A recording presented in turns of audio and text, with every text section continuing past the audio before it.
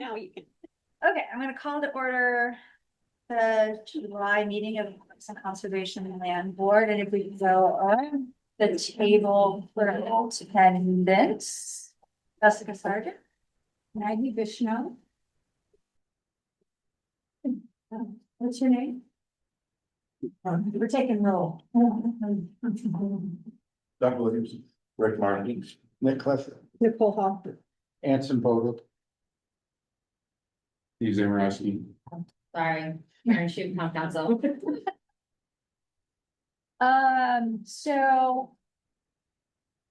I want to wait for this gentleman to stroll in because it is now time for public comment. And I thought you might have a little comment. I've got one public comment, if I may.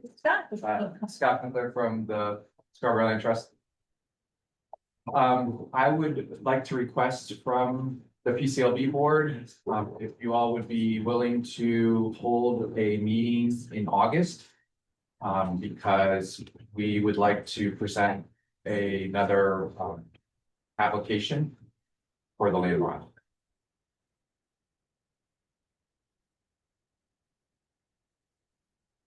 I'm pulling on my computer to look at dates and times.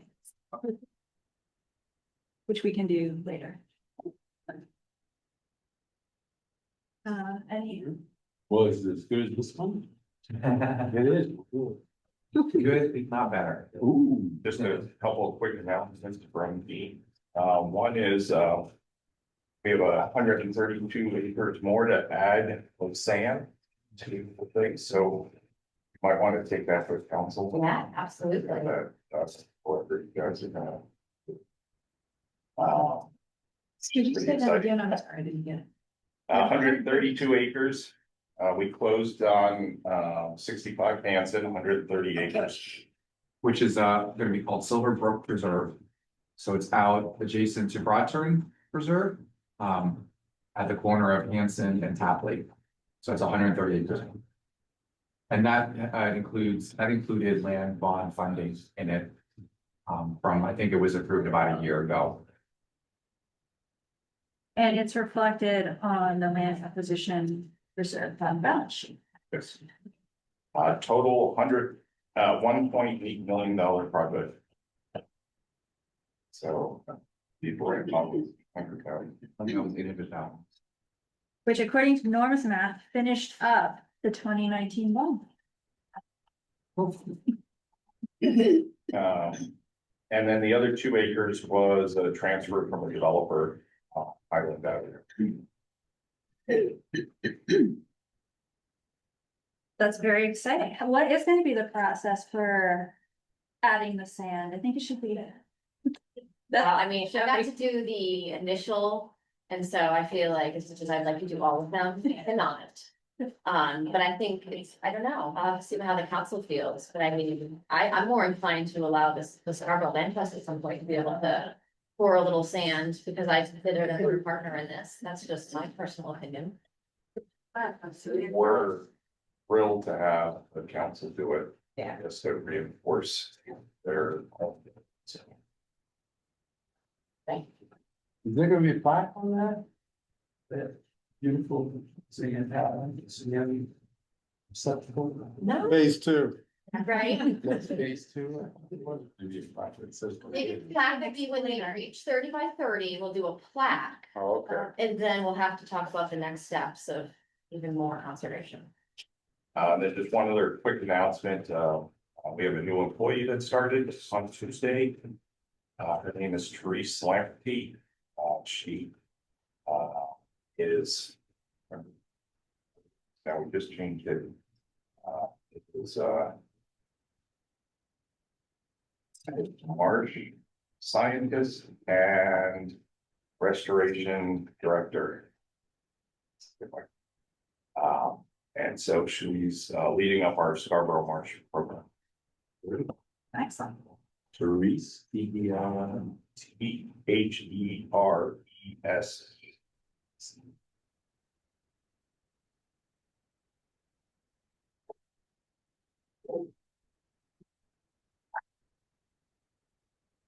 Any other public comments? Just a quick note, unfortunately, I have to leave at 10:30, so it's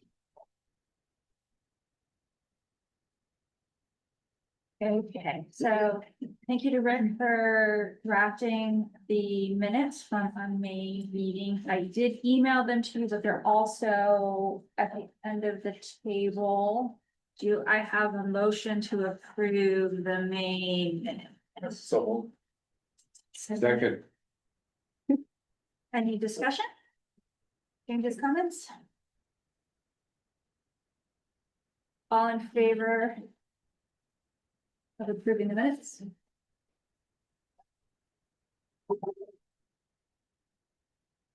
Will you have enough to do that? Do you need us to say our names for the recording or just unanimous? Do you have enough? Us raising our hands, is that enough for you to capture everybody? It's unanimous. If you know, yeah. So. Yeah, just making sure you have what you need. That is all. Okay, so the only update I have is the land acquisition reserve fund remaining bond authorization report, which we need to come up with a catch your name for. Which I did email, sorry, I emailed lots of pieces this meeting. But July 4th, we had a lot of vacations and things, so I just sent them as they came. So sent that in PDF, but also you have it in paper at the end. As the land trust mentioned, the 130 acres for the 65 Cancer Road Silver Brook Preserve, the check bond processed in June, so that is now reflected. Oh, I apologize. There's still $13,901 left in the 2019. But with the commitment to 49 Grant Road, that will be used. The only question I continue to have is in what order we use the land acquisition fund monies, or if that is not a purview of this board. Because it's not coming out of that fund or back to this. I'll double check with Norm and send an email from Jason. Yeah.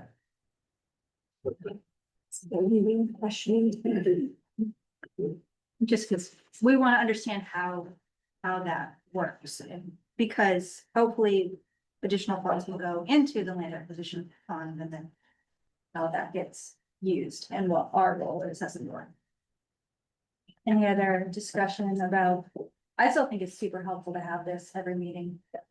That's, so thank you to Norm for pulling it, because it's new to us, but it's really helpful for us to understand, to have real time where we're at. As real time as it gets. We've had that same question over and over again, so you're grateful for that answer. Okay.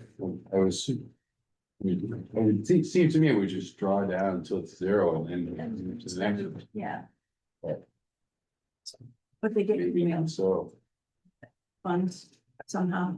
The accounting do, but we're not sure about this part. Okay. It was our impression when we were looking at it, that that is strictly the interest bearing account. So it just continues to gain interest. We have other accounts that are kind of like that, and it's one of those things where we don't touch it. It kind of just sits there, but it does kind of beg the question of, is that usable funds? So Yeah. We'll ask finance. I see. Or is that, do we draw down the bond fund first and then use the land acquisition fund? I think it's a Which reasonable comes question. first, right? Yeah. It has been, but Well, it costs more, both bonds, pay interest. Yes. Right, Yeah. forever. Yes. So I would hope that we were using, and I don't know the detail, I know it's complicated, but I would hope that we use it just for funds before we start on. Yes. Right.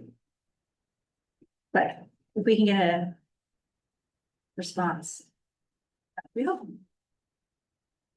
So, and does anyone else have any updates before we move on to the application that I'm very excited about for 244 Beach Ridge Road. Full disclosure, I live at 221 Beach Ridge Road, Mhm. so I can walk to the property. I am over the moon about this property. I do have one to ask. Yes. We are in the midst of updating the land acquisition assessment form. Have to, I thought. And we, at some point, we may have an August meeting, but then it would be for that. Do we have a meeting in September scheduled? September September 11th. 11th. Could we set aside a big chunk of that meeting, maybe all that meeting for us to review that proposal for the new form? Can I, interject? Yes. Too. This might be a busy fall for PCLB or land acquisition reviews, evaluations. We might have another one coming in September. What a Just wonderful to kind problem of- to have. Yeah, just to give you guys some heads up. There might also be some other land protection organizations that might be bringing an application this fall. Not SLT. So that's possibly too. Possibly two, yeah, so. Yeah, so that's one of the reasons why I was requesting an August meeting is because I feel like we might be just meeting after meeting after meeting for the next couple of months. Reviewing, requesting reviews for applications. So just to kind of throw that into your issue level. We should maybe then consider a workshop. That's what I was gonna ask procedurally, are you anticipating? That, so we can do a workshop, but we can't vote at a workshop, meaning we couldn't. Accept. Yeah, the. I'm sure there'll be enough discussion with what we present. So a I have to workshop. would- vote, so I think it'll work. You agree, Doug? Oh, yeah. Okay. Yeah. It's much better to. Yeah, and then we could, thrash then out we all can that have a stuff. ceremonial vote. Vote later. Next meeting, something. So that was item, I'm gonna move that from item number 7 was discussion, the evaluation tool. So I would like to. Expect to schedule a workshop. Now for that. If we go, you think late July? Look at Sam. Think we can be done? I think August would be, Okay, because I really want to get Noah and Susan's input. no problem. Well, Yeah, August, but it's just, vacation. with all those things coming up would be. good. Yes, it would be Get great. this- Because it's already, So would that be our August meeting or do we want to? We don't currently have, so But Scott just requested. yes, so Right. there's Be a separate. request for two separate meetings in August. Which the third, if we're gonna stick with a Thursday, and it doesn't have to be, the Thursdays in August are the 7th, the 14th, 21st, and the 28th. I am away on the 14th, so that leaves the 7th, the 21st, and the 20th. I'm gonna be on the August. 14th.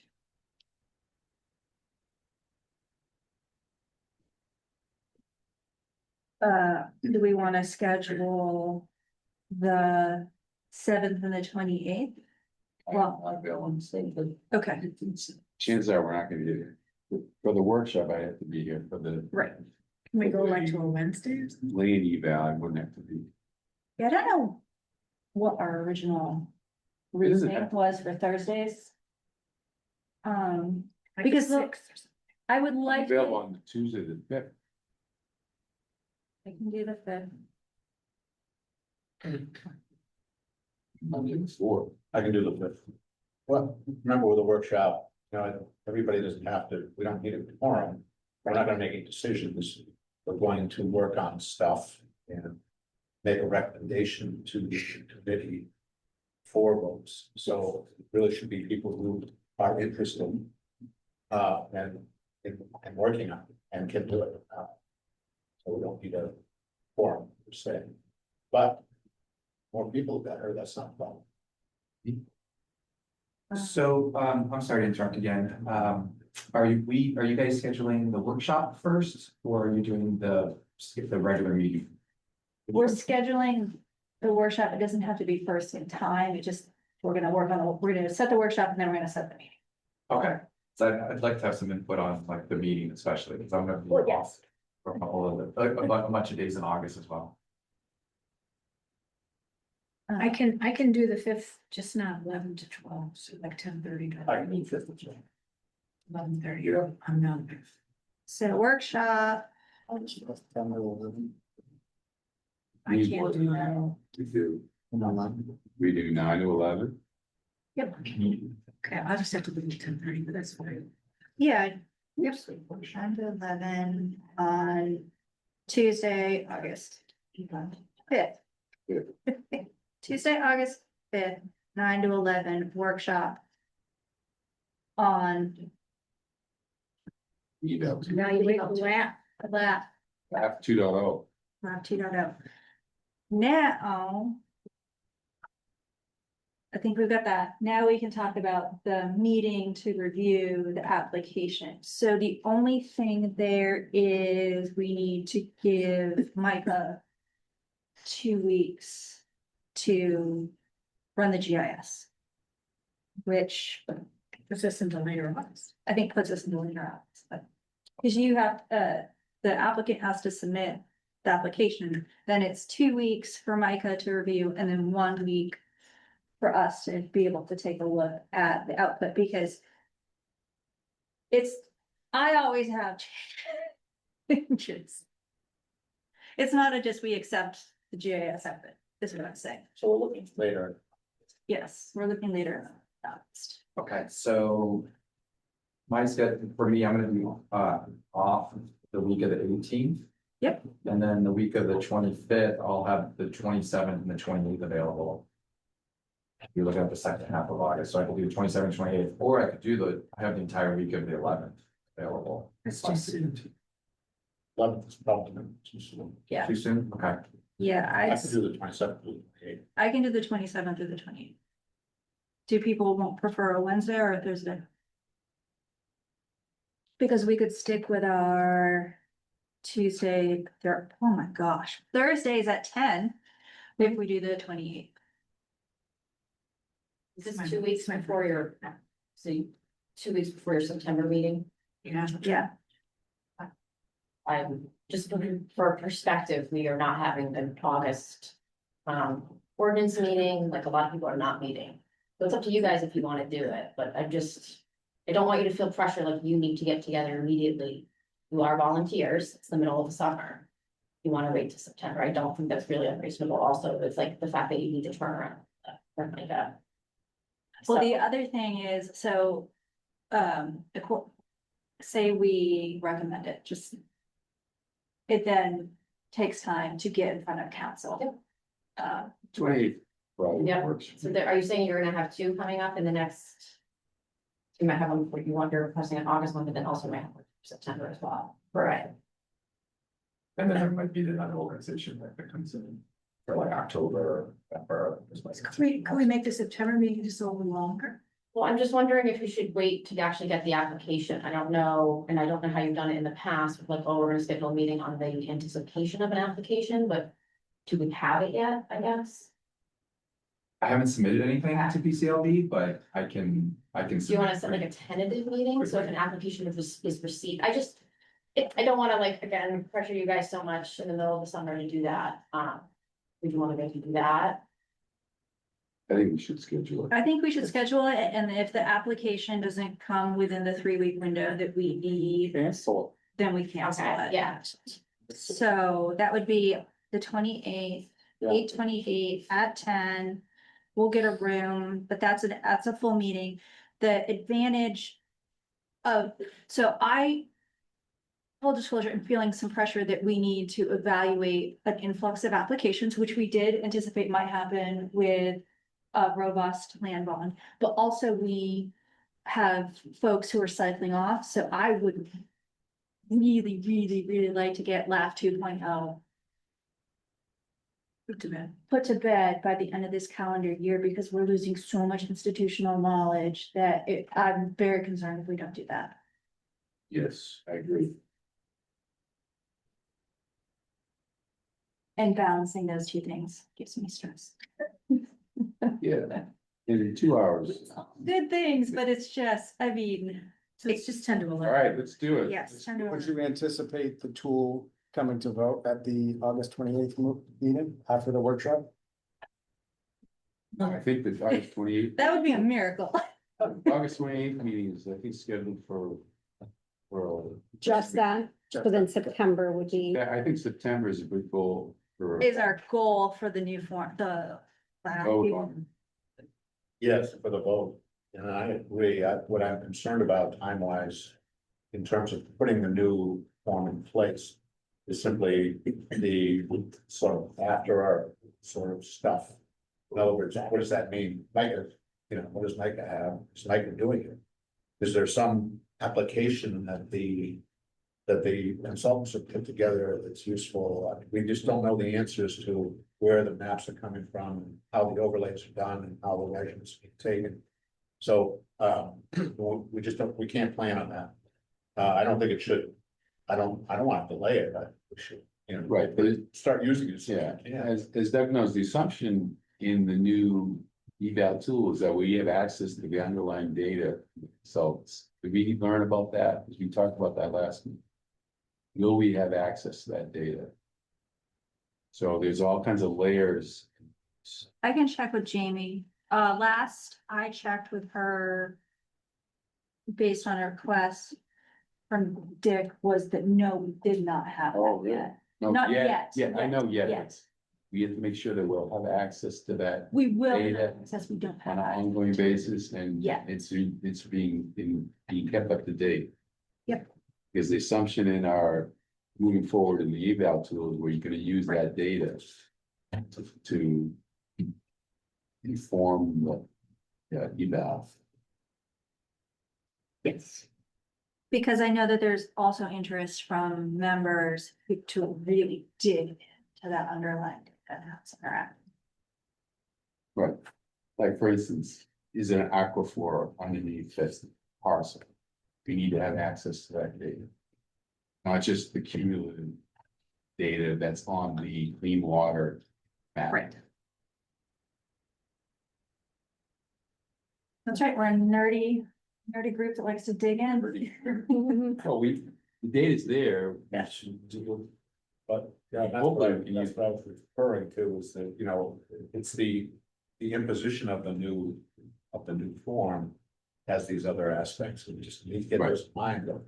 And there's a lot of testing we need to do. Is it performing the way we expect by running's the wrong word, but running some previous, It'd be really helpful to run some previous properties of different sizes. yes. Right, We yeah, just- that's another assumption that we do, we rescore previous, just to give us a framework reference. Yes. And I agree that it's institutional that we're losing, but also. Hopefully this is good for another 10 to 20 years, so we don't want to rush through it and make sure it's right. I don't want to rush through it, but I do want to make sure that we hold space for it because, Yes, absolutely. Okay. We can continue our conversation because he's gonna do I believe he's doing the overview of the application.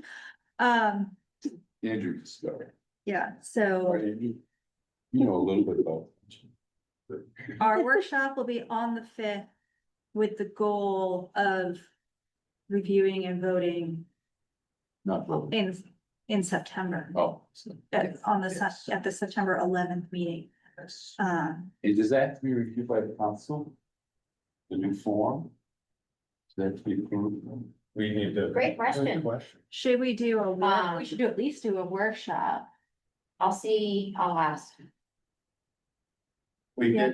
did, we did have to get the council to approve the original form. Okay. This is, not it's funny, it's a fundamental change in terms of what we're using as reference tools and how we're organizing the questions to match open space plan, but a lot of the questions are still the same. But I think it would be very helpful if council did approve it. Right, Because they also, yeah, and it when you brings- brought, we bring stuff to you and say, okay, we'll use this form. And Well, nobody, exactly, and I mean, we did the open space plan for this stuff, so I think it's good to give exposure to the fact of like, look at what's actually coming out of this open space plan, Right. real product here. Well, and when there's an adverse reaction to spending money, you know, we can, having their stamp of approval is Right, exactly, yeah. Any other discussion related to Lab 2.0, or are we ready to consider an application? Is it necessary to have a motion and a vote to schedule another meeting? And a workshop? So, Okay, no. Who else is there? Okay. well, we've done it in the past, and you've done workshops, scheduled workshops for all that. they're kind of internal. So, yes. Nobody's objecting. So we have our set meetings every other month, which we set in I think we set it in January of this year, and those have been public and on our portion of the site all year, but I don't think, I mean, and we'll publicize. we'll put it- publicize that these meetings are, the workshop and the meeting are happening, but I don't think we have form. Do you want me to go confirm? I mean, we can just go to, do we agree to have a workshop? I don't think you have to do with the workshop. I would think maybe with the additional August meeting. Do we have I a make a motion? motion that we have a meeting in August to potentially review another parcel. I second that. All in favor? All in favor? Show that as unanimous, so we're covered.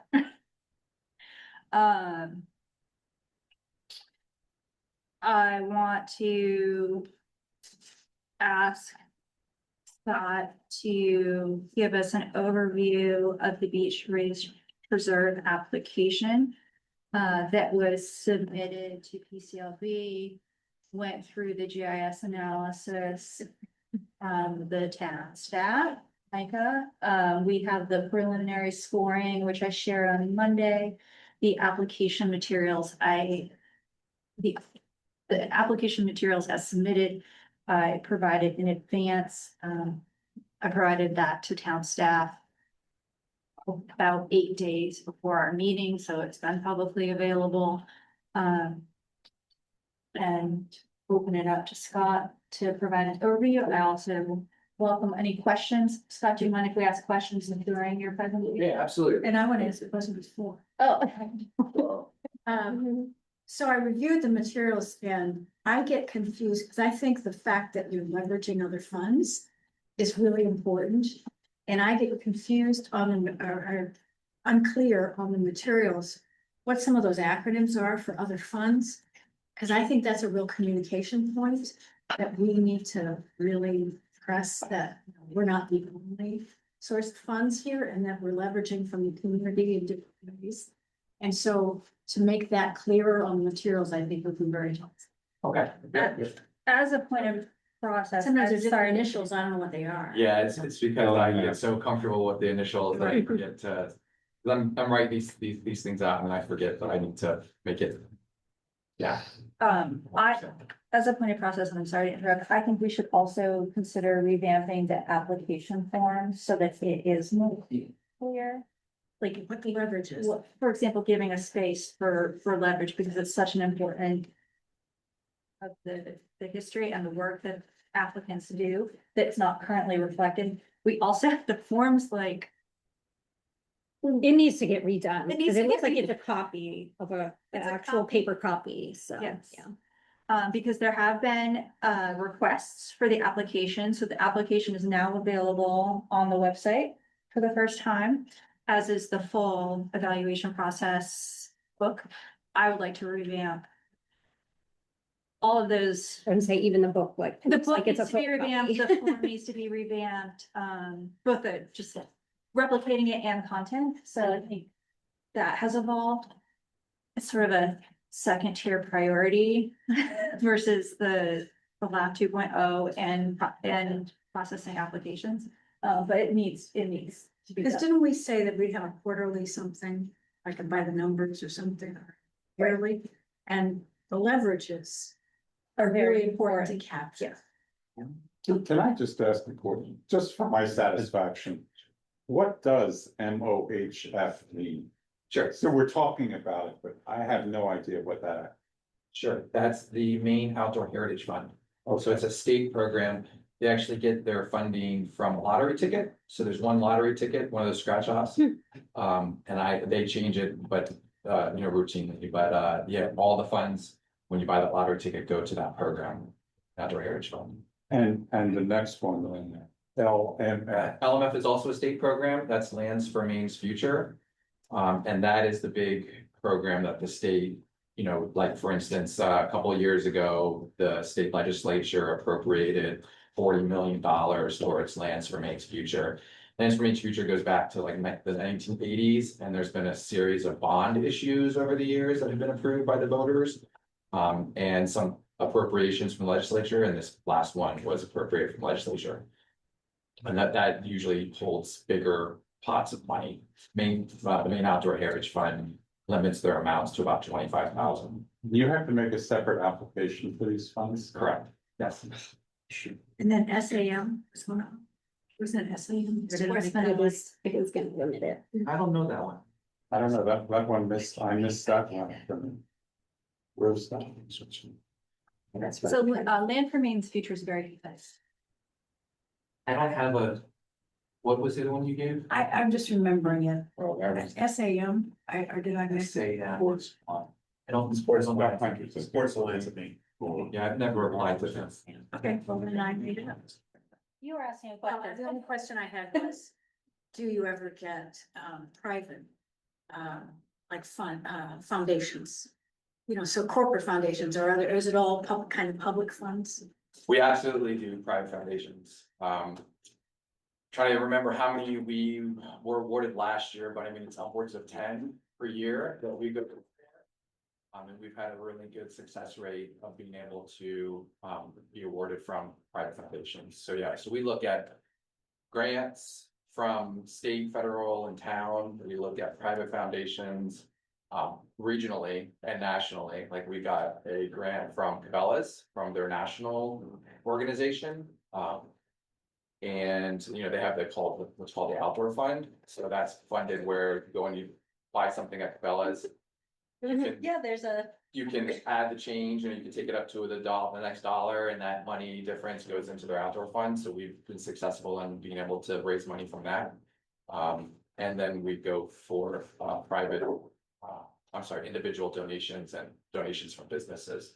That's usually the three pots of money we have to go to, and most projects require us to go to all three of those pots of money in order to get it on fund. Yeah. Any other questions before I start? All right, great. what would you like up? Oh, yes, thank you. So, if you could put up the map, the larger map that shows the property and the surrounding. I mean, we are a very handsome group of people, but I think This that might be more Yeah. helpful. Perfect. I might have you switch over to the other map and then switch back to this one. Yeah. So, yeah, so this is the kind of the layout of what property we're talking about here. We're calling this Beach Ridge Preserve because it's located, this is Beach Ridge Road right here. Just to kind of get you oriented, this is Mitchell Hill Road. Up here would be Gorham Road. Gorham eventually connects with Beach Ridge Road there, and this is Holmes Road down here. So this is right on Beach Ridge Road, and it also is right on the Nonsuch River. And so this property will be 60 acres. It's going to be carved off of an existing parcel. The landowners are going to be keeping a piece here with their house on it. But we're going to be conserving 60 acres of forests, wetlands, grasslands, riparian habitat. So riparian habitat means the areas along streams or rivers. And we'll also be conserving over 3,100 feet of frontage on the Nonsuch River. So this is an Nonsuch running over here. And just to give you a perspective of some of the other conserved lands in the area. So this is our Fuller Farm property right here. This is the new one that we just acquired in February, Mitchell Hill Road. We were able to acquire this without land bond funding, so we do projects without coming to the land bond as well. So you probably haven't heard as much about this one. It did make the leader, but you didn't see it here. This is the Comstock Farm. Has an agricultural easement on it, and that was used, the land bond funding was used for that. Maine Farmland Trust holds the easement on that. And this is the, I don't know what we're calling it, but that's the town, what I call the Grondin property, it's the mitigation area. So this is already owned by the town, and actually, 130 acres now, about this area here is also owned by the town. Grondin officially deeded it over back in March. But I just showed the whole area as that's the size of what will be conserved by the town once the whole Grondin project is complete. So you can see how this lines up. And, you know, we're very interested as the Scarborough Land Trust, as is the town, in preserving or conserving areas along the Nonesuch River. So we're looking into this area as there's kind of like a gap here in conserved land. And so this one of a great project that we're hoping to kind of start helping to infill in those areas where we don't have conserved land along the Nonesuch River. That was my question, is there any prospect of getting that contiguous? But that's what you're gonna work on. Having contiguous larger parcel, you know, parcels of conserved land is always the goal. Yeah, Tell me absolutely. again about the Grondin, I'm not sure of mitigation. So Brandon is an individual who owns the land and is part of a contract zone with the town. He agreed, so he was gonna create a mitigation area. So that basically means if wetlands are destroyed in other parts of town, you have to replace them with wetlands. And so that is an area that is being used to construct wetlands, to replace any wetlands that were destroyed in other parts of town. So for instance, I believe, don't quote me on this, but like when they built Cabela's, that they had to go into a wetland area, they constructed wetlands in that purple area to compensate. And I think Lowe's also had some impacts to wetlands, so they constructed wetlands in that area to compensate for the wetlands that were destroyed when Lowe's were. You know, you can construct with. You can construct wetlands. It's open, it's deeded to the town owns it. I don't know exactly, I'm assuming We're it's open to the working public. But there's gonna be trails and you'll be able to go out there and ride your bike and walk, and I'm probably stepping on Nick and you guys' You got it. toes. But they'll be open and you'll be able to see the constructed wetlands. It's like a big area right in the middle. You'll be able to ride your bike all around the outside of it, and there'll be signs talking about, I mean, there's signs already talking about the wetland construction. Yeah, our goal this fall or early spring is to construct a entry point off, is it Larrabee Farm? Is that what they call that road? Yes. it's like- Liberty Farm Road. To get some access point, and then like a phase one of the project is to get access into the trail system. And then eventually we want to construct more trails and connect access. It's a beautiful property with a lot of open space. It's I think I've been there with the Conservation Commission a number of years ago. It's a beautiful tick habitat. Sure is. Sure is, yeah.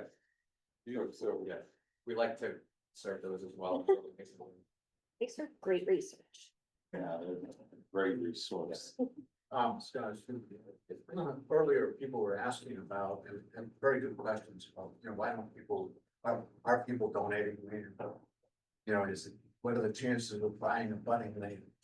And we found over time, and you can see it as you look at the pattern of purchases that have been made by the trust and others in the town, that having parcels in an area, multiple parcels in an area, often results in landowners adjacent being more open to talking. And so we've had, you know, remarkable result, benefits, you know, being able to do that. Now that's the land trust doing the work, but they've done a really good job and sort of building interest as particularly along the Nonesuch. Yeah, it's not just a great success story. I have another map I didn't share with you guys today, but all the conserved lands that are along the Nonesuch from where it starts or where it ends, I guess you should say, in the marsh, all the way to where it starts down in Saco. You know, we've done a great job as a town and a community over the years, you know, and it's not just the land trust, but it's all different, the town, the state. Private organizations, the Nature Conservancy, like everyone has been working, Maine Farmland Trust has been working to really protect the watershed, so it's a great success story. So yeah, since we're talking about, why don't you, if you can, quickly flash over to the property itself, and then maybe we'll go back to this map, but I just want to kind of show you the little, this is. The a little more in-depth view of it, so you can see, kind of the habitats, and we'll talk a little bit about it. You can see right in here, there's a big open grassy area, which is what I was talking about, grasslands. Down in here, there's a great shrub area, which I'll be talking about. You'll see, and there's some pictures of it, that are gonna be great for, habitat for different wildlife. The river cutting through, there's some wetlands in here, and, you know, most of the rest of it is forested, a mixed, deciduous and coniferous forests, so evergreens and oaks, and things like that, so. That kind of gives you, then we have road frontage out here on Beach Ridge Road. So what I'm gonna kind of be emphasizing here in the talk is the three big things that this property is going to, give to Scarborough for. One, it's gonna be protecting resources, water resources, so you can see it's adjacency to the Nonsuch River. The other thing is biodiversity. This property will have a lot of opportunity to conserve biodiversity in the town of wildlife, and then recreational opportunities, because the trust will be interested in putting some trails on. Yes, I just want to do a quick time check. We lost some time due to technical issues. It's about 10 of 11. Will we have a quorum after 11? Or do people have to go? It's definitely sad. Okay. good. Yeah. All right, I shouldn't take, it'll go pretty quick. I didn't mean to pressure, it's just like, ooh, we're getting Yeah. a little close to 11 and I want to make sure people aren't me walking out the door. Yeah, no problem. So as you all know, the Nonsuch River, it's been identified as a critical resource. It's the longest river in Scarborough. It's the primary source of fresh water to the Scarborough Marsh. And we all know the Scarborough Marsh is Maine's largest contiguous salt marsh, and it's an area of statewide ecological importance. So protecting the Nonsuch is going to help to protect those resources in the marsh. The Nonsuch River also has been identified as an aquatic core network by Nature's Network, which is a collaboration that's led by the U.S. Fish and Wildlife Service. And an aquatic core network is a aquatic network, or series of rivers and streams and areas surrounding them that support a broad diversity of aquatic species and the ecosystems on which they depend. It will also protect local fisheries because the Nonsuch River is home to wild and stocked brook trout. So we've got wild brook trout as well as stocked brook trout. We've got brown trout, American eel, as well as a lot of other types of smaller fish that are used, like game fish that are used, or big fish, I should say, that are used to attract some of those other larger fish for fishing and recreational uses, as well as for, commercial uses. Moving on to biodiversity, the Maine Natural Areas Program identified the entire property as containing geophysical settings. And those are like things that they look at soil, they look at elevation, they look at geology, so the underlying core of the property. And they put it through their program, and this one showed that 100% of this property has these geophysical settings that are underrepresented on lands across the Northeast, and that these series of attributes are key drivers for biodiversity. So so this is going to be, this property with having these great geophysical settings is going to really help to create a habitat for biodiversity. Nature's Network, again, the collaboration with the U.S. Fish and Wildlife Service, they lead this Nature's Network group. They identified 25 acres of the property as core habitat for imperiled species. So these are habitats that are likely to support high levels of imperiled terrestrial and aquatic species, including 600 species of the greatest conservation need. So some of them that are included on this property are the Maine threatened spotted turtle, the Maine species of concern wood turtle, and we'll talk about the wood turtle in a second, and partners in flight species of concern wood thrush. So talking a little bit more about the wood turtle, I reached out to Maine Inland Fisheries and Wildlife, And they stated that this project, and I'm quoting here, I'll read it off, has the potential to benefit populations of two priority species that IFNW's wildlife diversity section is working actively to conserve. One is the New England cottontail, which is a state endangered species and occurs in just 7 towns in southern Maine. And the other one is the wood turtle, which is a species of special concern and is being reviewed by the Fish and Wildlife Service for protection under the Endangered Species Act. So both of these species are priority 1 species in Maine's Wildlife Action Plan, and this property will help to support those. So the way we're gonna do it is, I've, have biologists from IFNW, they're gonna come out and they're gonna take a look at the habitat and see if there's ways that we can improve or enhance the habitat for wood turtles. For nesting, wood turtles have been found on properties just upstream of this property on the Nonsuch and just downstream. So there's a high likelihood that this will support wood turtles, this property. And then the New England cottontail, there's an area, like I was saying out here, which is pretty shrubby area. New England cottontails love shrubby habitat. And there's an opportunity that either they're there, we're gonna take a look and see if they're there. Or this could be a site for reestablishment sometime in the future. If IFW and wants to put rabbits out. They've done that at Scarborough already once, down by the marsh. They've put some rabbits out, reintroduced them. There's a lot of potential for reintroducing Pleasant Hill Preserve. We've been working with them there, and this could be another site. So the IFNW is very excited to work with us on this property for those types of things.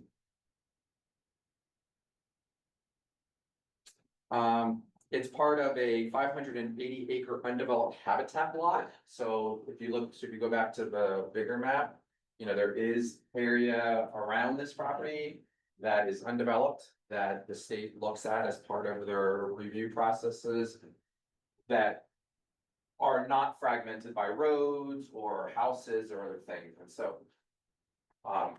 so a lot of potential for conserving around it as well. So if we lose this property to development, it's just continually fragmenting the landscape more, which puts wildlife, and water resources at a disadvantage. Public access to trails will be provided for recreation, including hiking, snowshoeing, wildlife observation, hunting, and fishing. And there are 2 locations on the property. I know part of your scoring is to look at steep slopes, so I included a page in there showing that there are a number of steep slopes on the property. So you can look at that as part of the review. And then lastly, I just wanted to say protecting this property will advance 3 important goals for the town. The first one is the open space plan. So the property is included within the focus area. It's also included within the high value open space within the open space plan. So that's one thing, is that we're advancing the open space plan with this property. The second one is the town's comprehensive plan, because it does state, I'll quote, "The Nonsuch River is the largest source of fresh water for the Scarborough Marsh and has previously been identified by the town as a conservation priority." So we'll be advancing a comprehensive plan with this property. And the last one is the town's 30 by 30 goal, which is to conserve 30% of Scarborough by the year 2030. So if you could put on the pictures, I'll just run through some of the pictures that were included in the application. So this is a great shot, and you kind of see the diversity of habitat in there. You can see a little bit of wetland, some of the shrub areas, and then the forested areas in the background. Kind of gives you a good overview of the property in general. This is a shot along the Nonsuch River. Supporting a lot of diversity of aquatic species, as well as, some of the animals that live in the riparian zone. There is some old woods roads on the property, so they'll probably form the basis of a trail system. You can kind of see it running right through there. Next one. I did not take this picture. This is the only picture I didn't take in all these, but I wanted to just show this is a picture of a brook trout. So there are brook trout in the Nonsuch River, which will be protected. This property. Here's a couple of shots of different habitat. This is the grassland area that I was showing you on the map. This is some of the forested areas. So you got a lot of diversity of habitats that just increases the amount of biodiversity you can have on the property. Another shot of some wetlands, doing a very important role of filtering the water before it goes into the Nonsuch River, as well as retaining water, holding it back during storms and flooding events. So it's not causing more flooding downstream. And then also during droughts, it's slowly releasing water, keeping the Nonsuch River with water in it during those drought periods, so it doesn't dry out. So wetlands very important. Another shot of the Nonsuch River. This is a picture of the wooded area, and there's some intermittent streams that run down off the property, down those slopes that feed into the Nonsuch River. So making sure that those intermittent streams are protected is very crucial also, because that's what's channeling the water right into the Nonsuch. And I think we got one more, is there one more? Just a couple shots. So this is a picture of that shrubby area that I was mentioning that would make great habitat for, that's a picture of the New England cottontail. Okay, so this picture I didn't take on the property also, and this picture I didn't take on the property. This is a shot of a wood turtle. This was found just upstream of this property on our Fuller Farm property. So IFNW came out a year or two ago, something like that, did a survey of the Nonsuch River for wood turtles, and they found one, if not more, and that's just a shot of one of the wood turtles that they found. Is that it with the? Well, yeah, that's the last. If you want to bring up the budget, then I think I'll do that.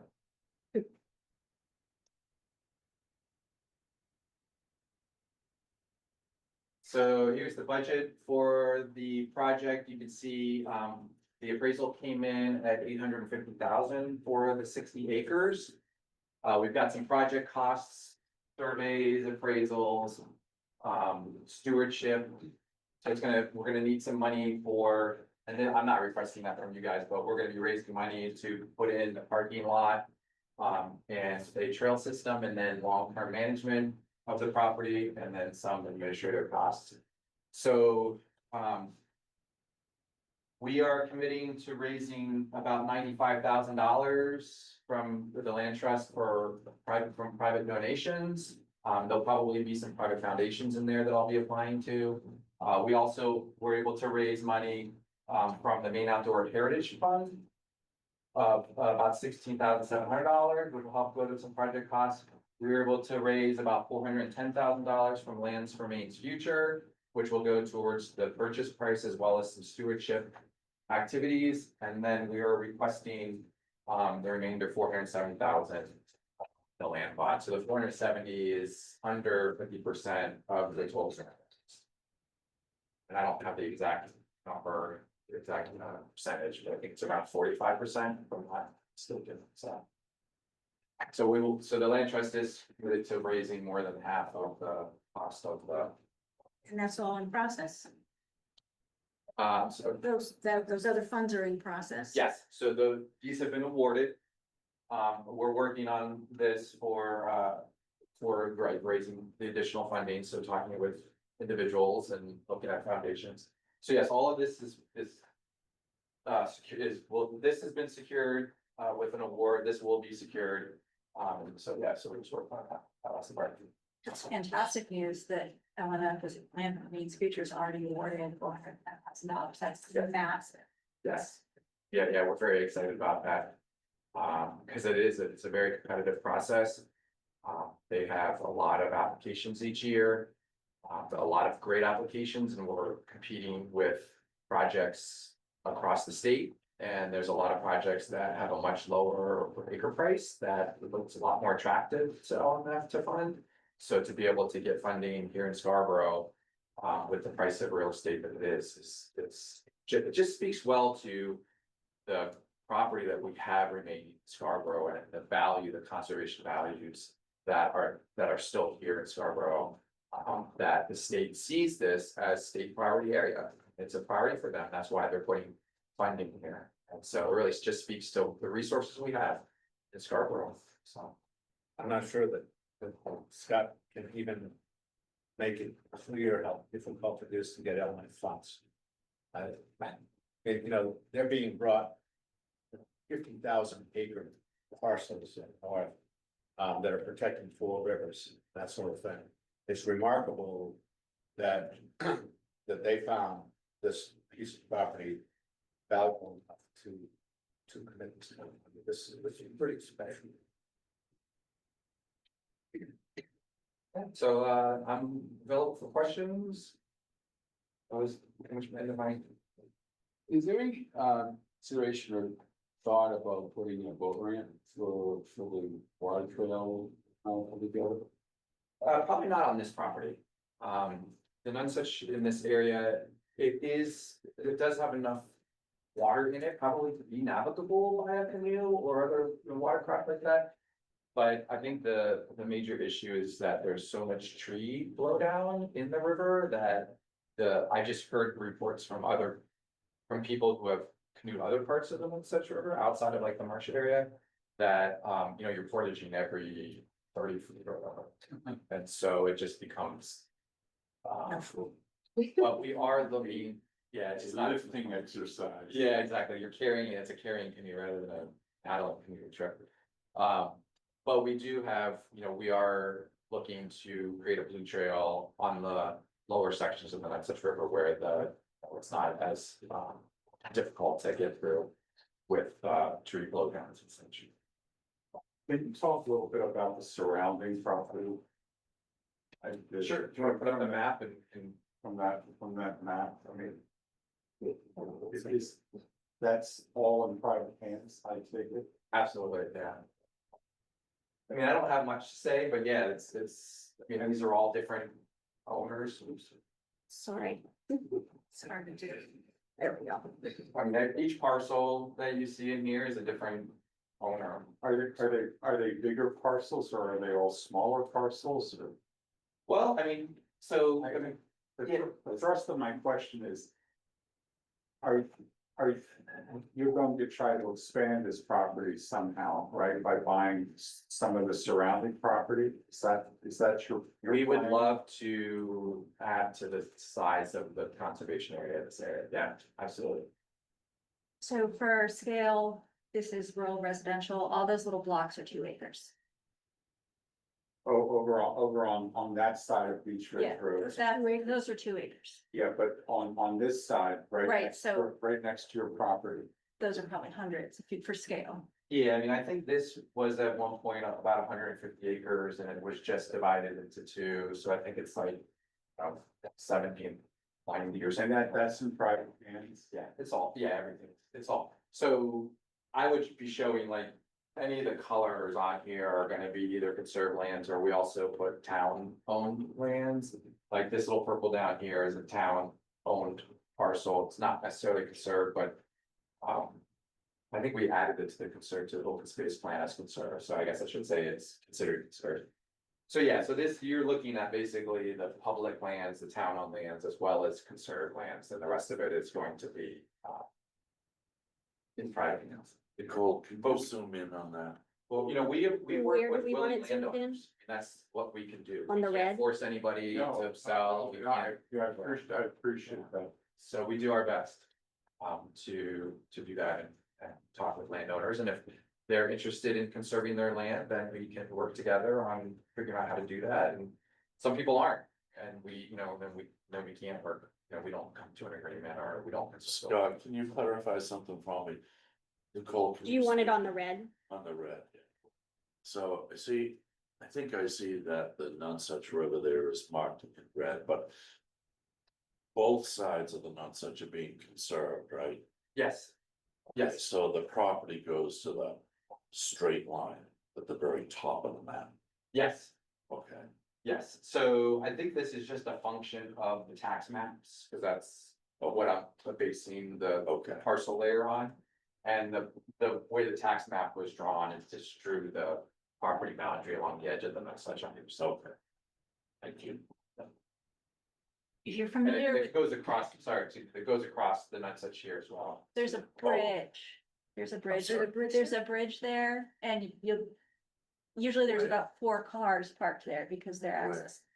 The bridge is along Beach Ridge Road where it crosses the Nonsuch River. Okay. There's some pull outs on either side of Oh, the yes. bridge. Sure. And so people will, I think, what Jessica's referring to is that people will park next to the bridge and then they'll walk in along the Nonsuch River to go fish. Just you may have noticed it, 'cause there's usually cars Yes, parked in the pull-offs, Yes. like for context, yeah, for where it is.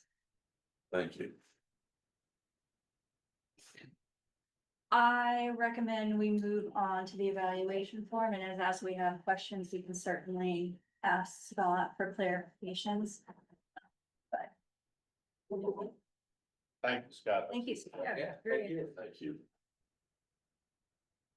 I just like to point out that on the maps we were given.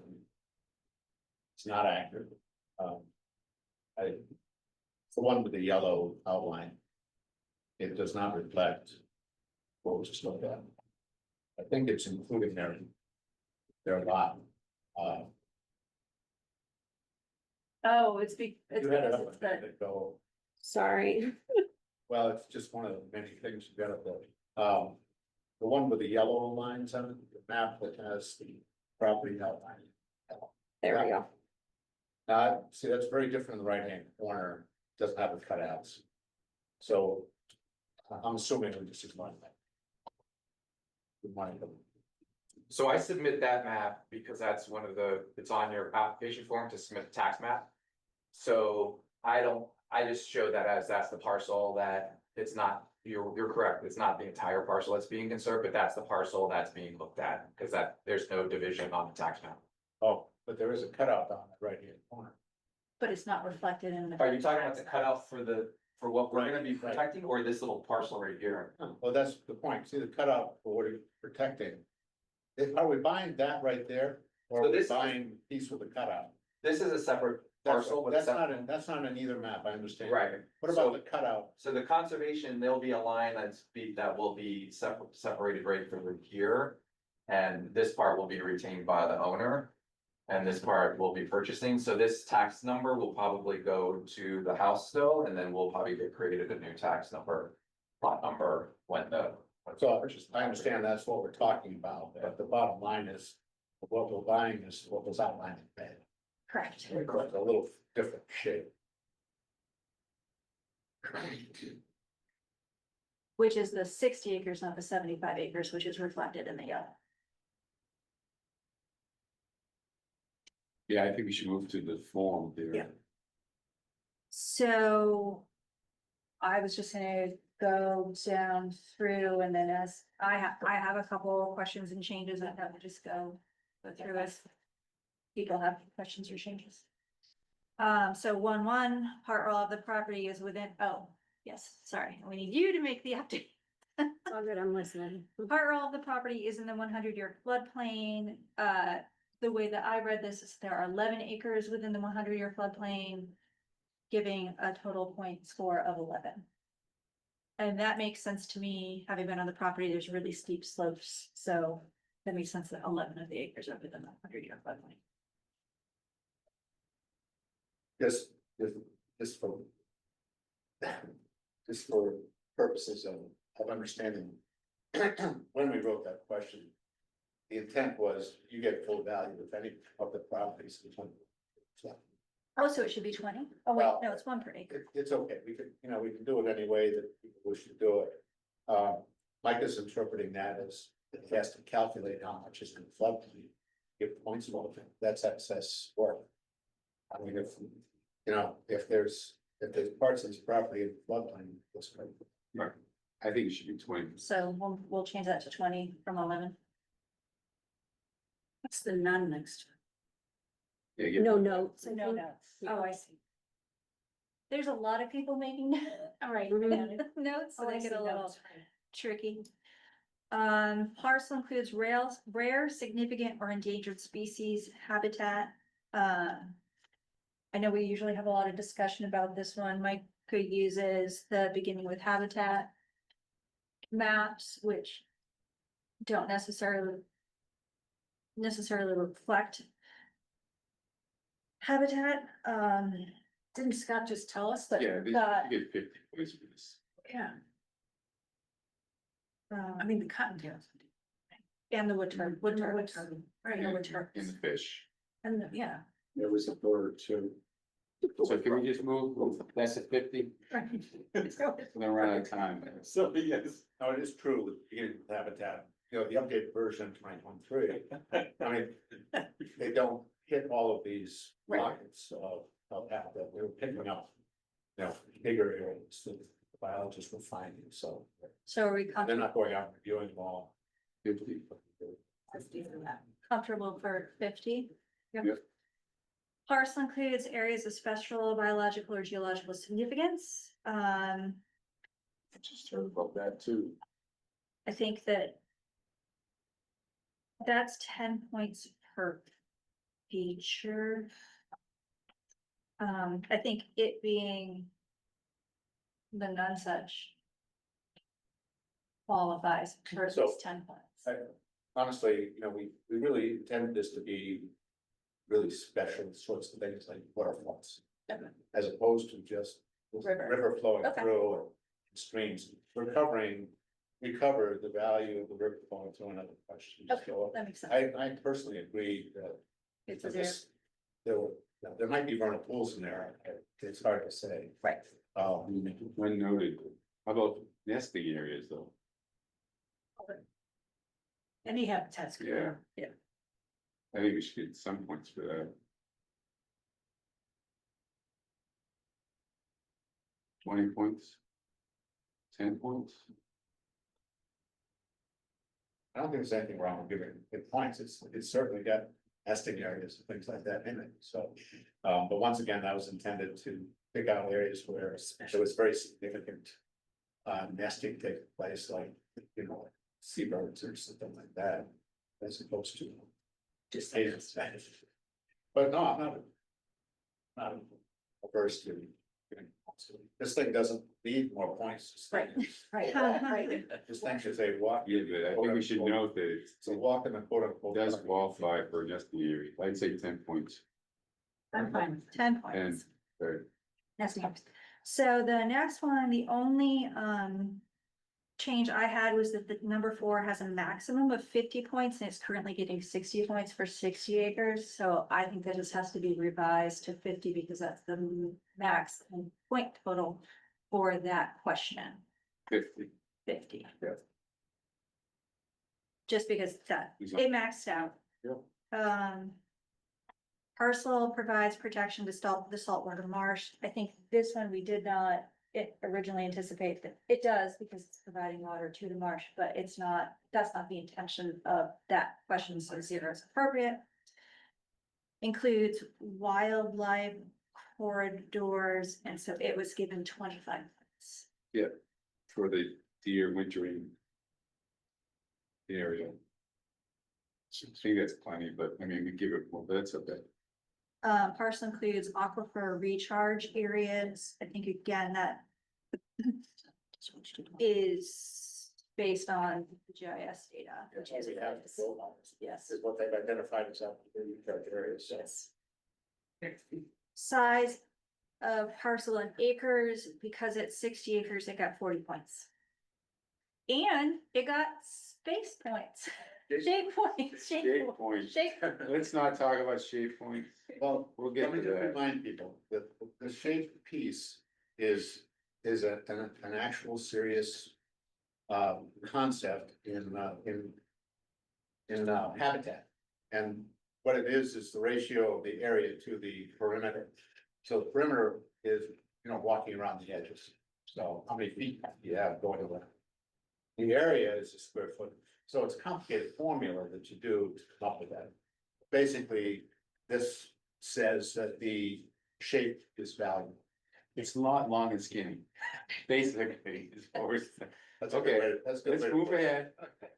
So I will say for 3, 4, 5, 6, and 7, I kind of look at them together because they interact. So Yeah. at first I was like, oh, well, doesn't it create a link because it's the river? But then 7 is parcel is near protected lands. I think it actually captures what I was thinking when I was originally reading 3 and 4, meaning it's not directly adjacent, it could be in the future, but it is near protected areas, and so that value is actually being captured in. Yeah, that makes sense. 7. Yep. I agree. I thought he was right on. Yeah. Right through, Yeah. right through, 6. So that means there are points given in 5, parcel creates a link. and parcel is near protected lands. The only thing I didn't know where the 0.75. I thought that probably had, it had something to do with way. Season one. Yeah. It doesn't look like there is a formula on it.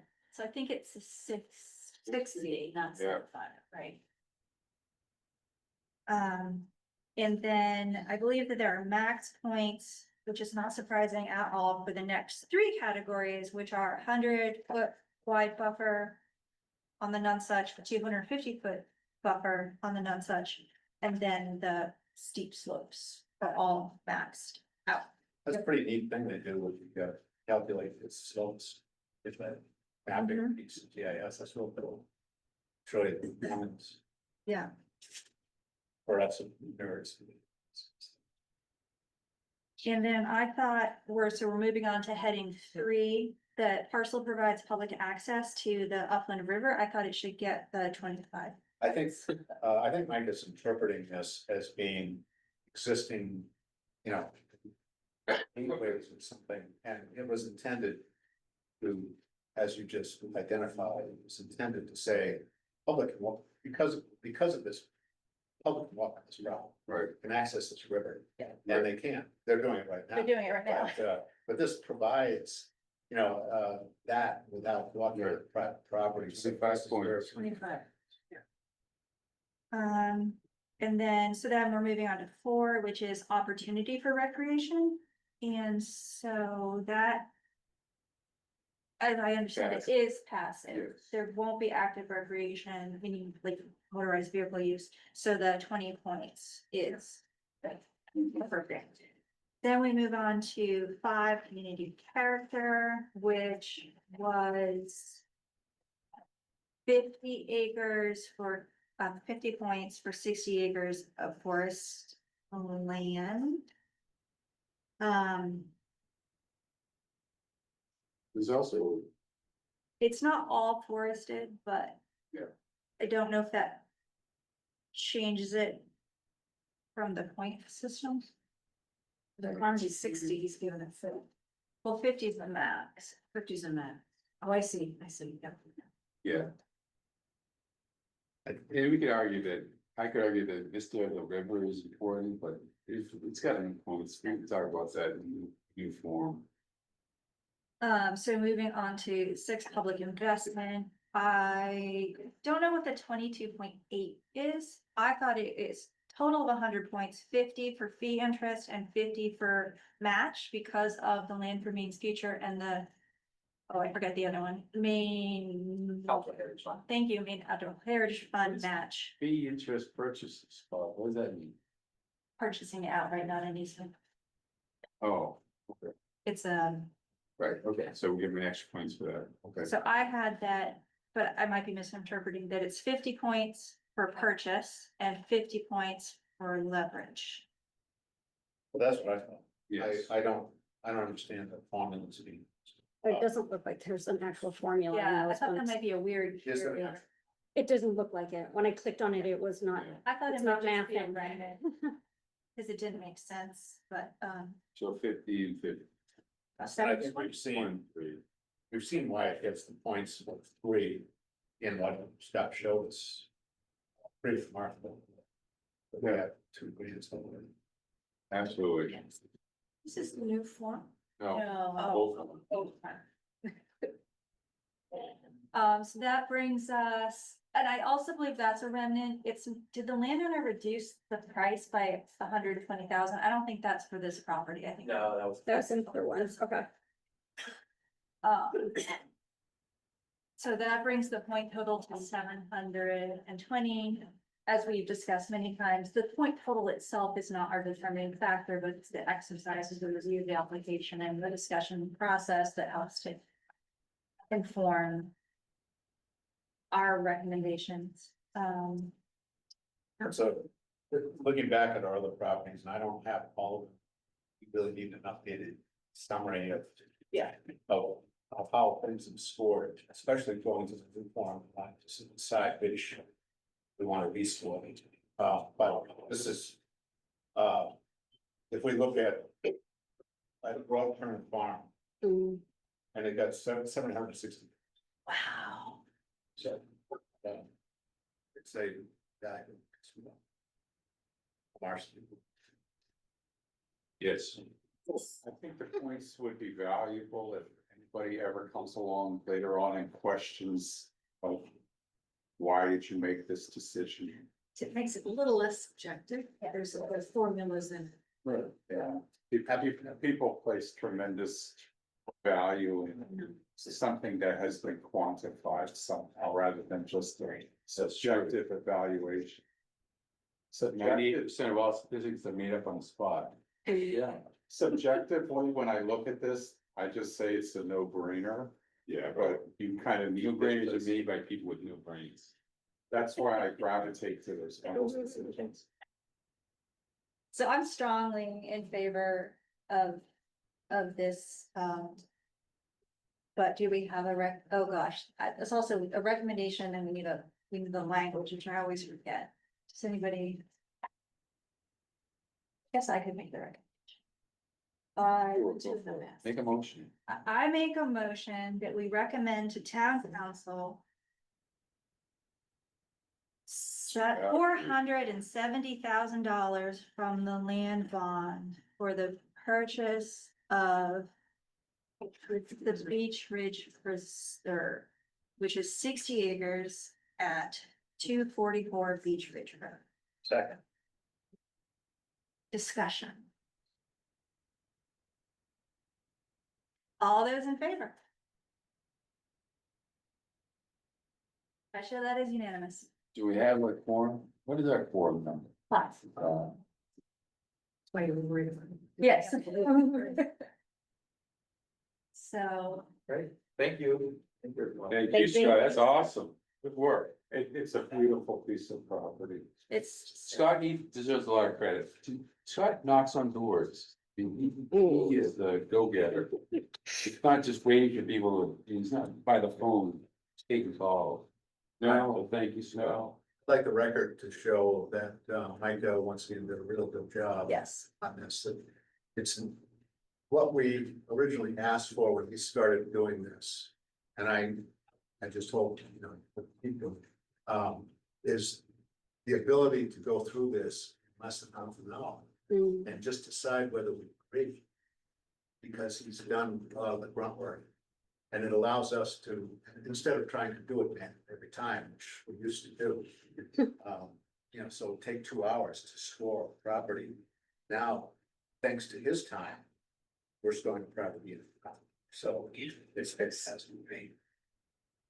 so our next meeting is not a meeting, it's a workshop on August 5th. And the sole purpose of that workshop is the lab 2.0. So there is no discussion of items for the next agenda because that is the item. And I make a motion to adjourn. Second. Yay. Yay, it's time.